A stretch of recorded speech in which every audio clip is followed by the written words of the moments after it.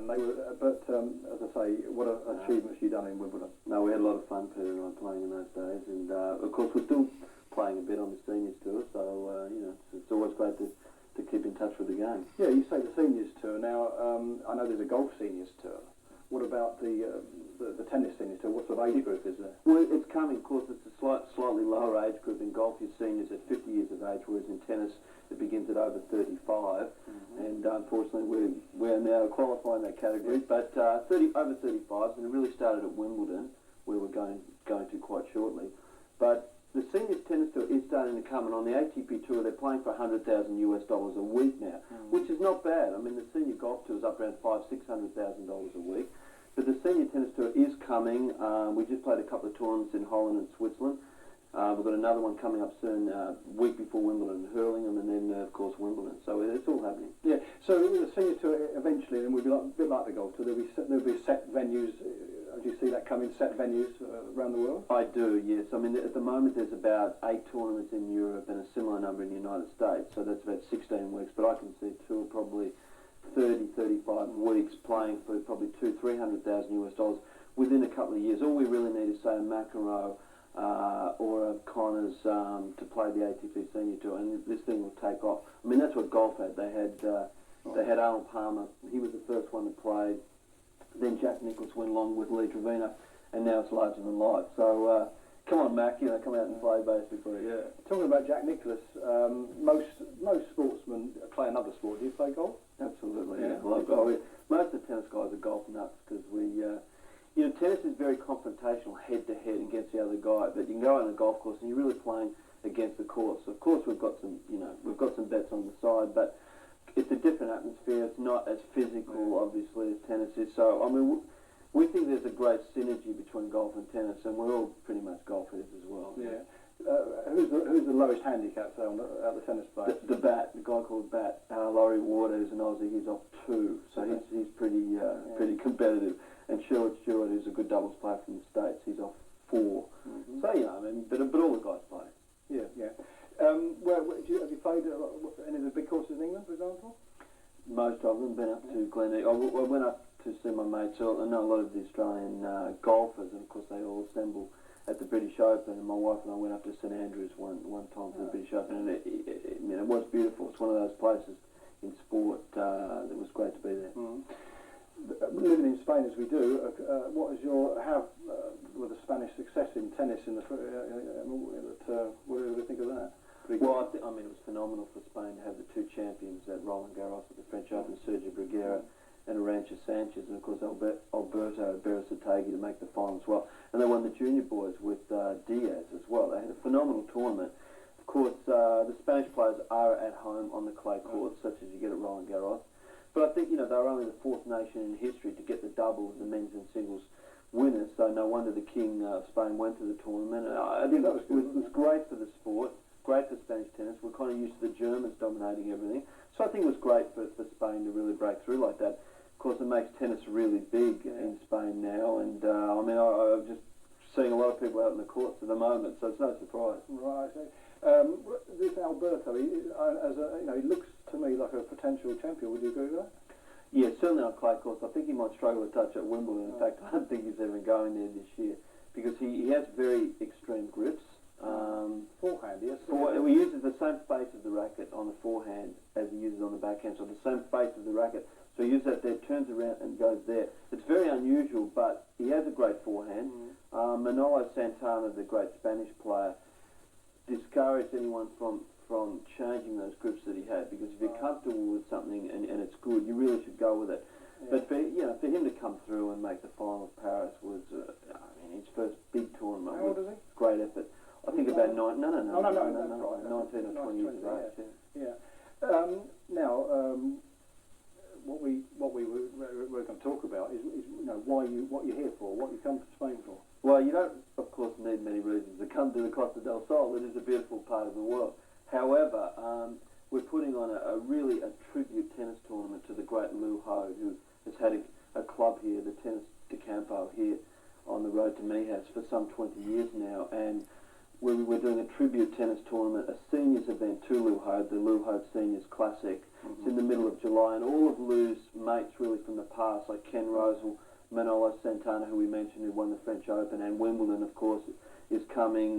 Peter McNamara, my good mate, is coming to play as well. We'll have 16 really, I guess, legends, although we hate calling ourselves that, but 16 of the really top players from the past will be assembling here at Lew Hoad's Tennis de Campo. Campo de Tennis for this tournament, and it will be just a great week for the players and also, of course, for the public and spectators. I think a great week of tennis here on the Costa del Sol. Talking about spectators, for example, I mean, how many could Lew Hoad's cater for? Almost 1,500 spectators, and it is a beautiful centre court. I mean, I've been all over the world. You think of the great centre courts of the world, like Wimbledon, certainly Roland Garros in Paris. I think of Monte Carlo, the centre court, but the centre court at the Campo de Tennis is beautiful. It's in an amphitheatre, and I just can't wait to see it come to life. And all of Lew's mates be there playing great tennis. It's going to be a fabulous week. When is it actually going to be held then? July 13 to 17 at the Campo de Tennis on the road to Mijas, and got guys coming from all over the world to this tournament. For 16 players, mainly a doubles event, beginning 5 p.m. each night on Wednesday the 13th of July. Yeah, it's interesting what you say about 5 p.m. each night, because obviously in July, I don't know if you've ever been here in July, but the temperatures are just, so that's interesting. You're going to play at that sort of time at night. So are we likely to see, Hoad and Rosal playing together, for example? Well, I mean, Lew himself doesn't play so much anymore, but I think the opportunity to have Lew Hoad and Ken Rosal, really one of the greatest pairs in history, to be on the court together. I mean, if Lew hits a few balls, that will be great. But the tournament will be a serious doubles tournament, very competitive. When the guys go on the court, we have a few beers afterwards and have a lot of fun, but when we're on the court, it is deadly serious. There's a lot of pride on the line, and the format is very good. It is like the ATP Senior Tour format. We draw the 8 youngest guys with the 8 oldest guys, and that's how you form your 8 pairs. That's interesting. And we could throw up some very interesting teams, but it'll be great tennis. What about our Manolo Santana? He was a great name that I recall. Would he maybe there? Manolo's definitely coming. Of course, a lot of interest for the Spanish fraternity, and he's going to ask a couple of his Spanish mates like Andres Jimena. So I'm hoping to have some more Spanish players as well. But certainly Manolo will be there. He's very close to Lew. To have Kenny Rosewell, I said to Ken, have you ever been to Lew's club? And he said, no, I've never been there. And it really is so nice. When my wife and I were invited down by Lew and Jenny Hoad to come and have a holiday here at the Costa del Sol, we arrived at the club. We did not imagine what was in store for us to see such a beautiful setting, and the way that they've set the club up, and how Lew and Jenny have given their life to this region. And I think to have a tournament there, I can't think of a better setting. We'll also have a junior clinic for a lot of the good kids, and it'll really help put tennis on the map, I think, in this region. What sort of? I take it it'll obviously be publicised quite widely. Yeah, we're starting with your good selves, and we really thank you for that, for the opportunity to publicise the tournament. But certainly there will be publicity right throughout the region, particularly on radio and in the newspapers. But I also think word of mouth. For people just to know that this tournament will be on, to tell their friends and come. Ticket prices will be very, very reasonable, around 1,500 Mercedes for adults and cheap for kids. And you'll see some terrific tennis. Well, for this part of the coast, this is going to be, as you say, it's going to be really something special. This. Now, okay, so obviously you go to Wimbledon every year, do you, or don't you? I do, because also in my role now as tournament director of the Australian Open, which is a pretty big, one of the 4 Grand Slams. I need to go and ask players, to check on their plans for Australia, and also I organise the Hopman Cup out in Perth, Western Australia. So I'm wearing a few hats, I guess, as most people in the industry do when I go to Wimbledon. You really have to be at Wimbledon if you're in this industry. But what a place to congregate. Peter McNamara and myself also play in the seniors doubles there. So it's just great to be there. And of course, I'll catch up with a few of the other guys to make the final arrangements for the Lew Hoad Senior Classic here on the Costa del Sol. Yeah. Talking about meeting up, so really it's a quite a good excuse for a couple of beers together, I suppose, isn't it? Well, I mean, I know Australians drink beer, don't they? I mean, it's very special. I mean, it's the one tournament that everyone wants to win. It's always wonderful to walk through the gates there and just soak up the atmosphere.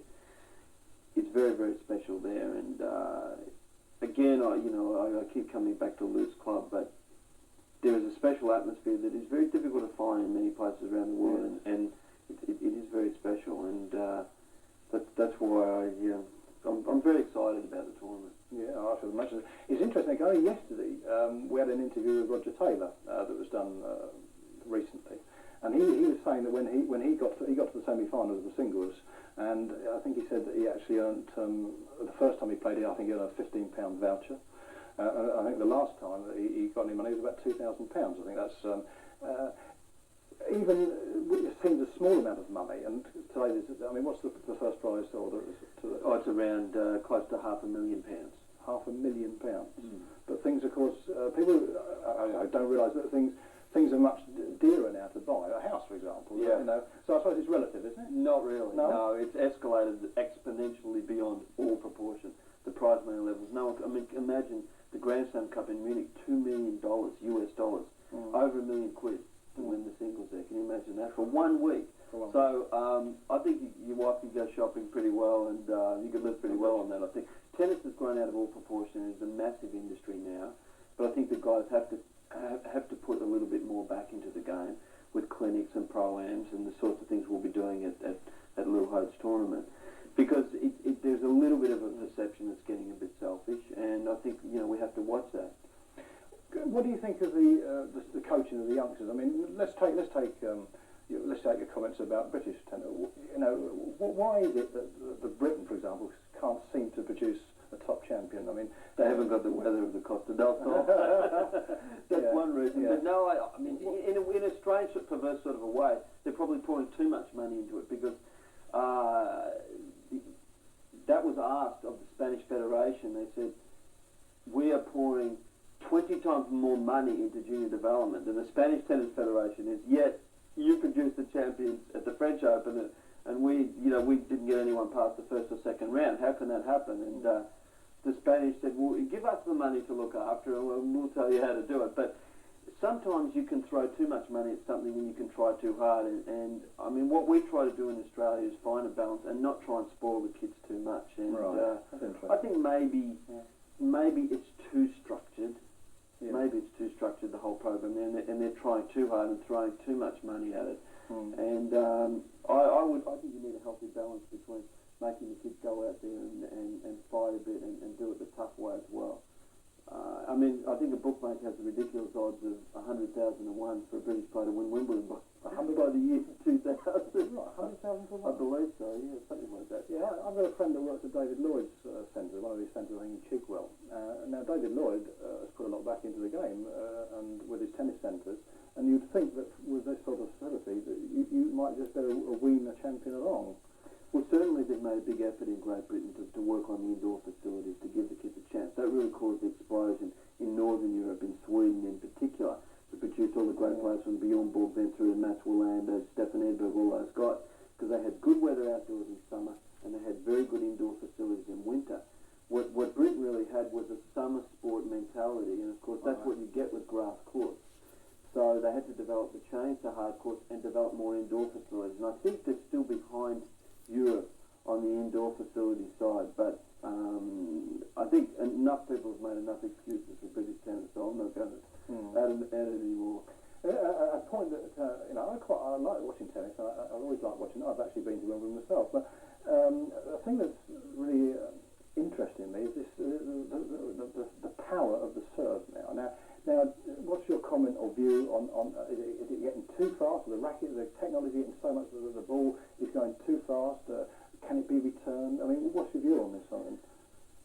Men's tennis has got particularly fast, and of course anyone who has seen the final of the French Open would have noticed that the rallies were quite long. We won't see that at Wimbledon unless you get someone like Andre Agassi, who has got a wonderful return of serve and can create rallies, and you've got the contrast between a big server and a great baseline player. Even last year's final, as much as it was criticised at Wimbledon from being boring between Pete Sampras and Jim Courier, had that classic confrontation between the great fast court player and the great backcourt player and Courier. Now I